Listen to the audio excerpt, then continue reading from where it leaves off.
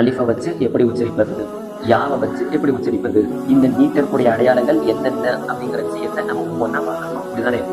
அலிஃபு யா இந்த 2 இடத்தையும் வச்சு பார்த்துருக்கோம். இப்போ மீதமா இருக்கிற ஒன்று அந்த வார்த்தை வாவ் அப்படிங்கிற இடத்து தான். இந்த வாவை எப்படி உச்சரிக்கணும் அப்படிங்கிறத நம்ம சரியான முறையில பார்க்கணும். சரிங்களா? முன்னாடி சொன்ன மாதிரி தான் அரபியில ஒரு நீட்டக்கூடிய அடையாளம் அப்படின்னு சொன்னா வெறும் 3 தான். அலிஃப், வாவ், யா.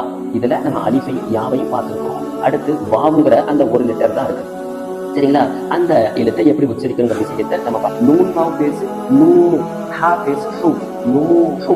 இத நம்ம நூ நூ அப்படின்னு சொல்லக்கூடாது. இதுக்குதான் நீட்டணும். இந்த வாவ் வரும்போது தான் நம்ம நீட்டலே செய்யணும். மற்ற நீடருக்கு எந்த எழுத்துக்கும் நீட்டக்கூடாது.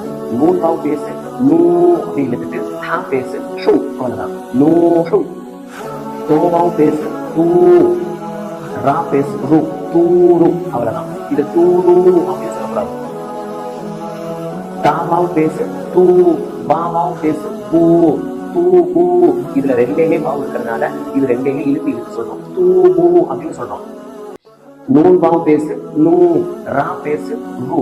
நூறு. இத நூறு அப்படின்னு சொல்லாதீங்க. வெறும் நூறு. அவ்வளவுதான். ஆஃப் அலிஃப் ஜபர் பா. லாம் வாவ் பேசு, லூ. பாலு.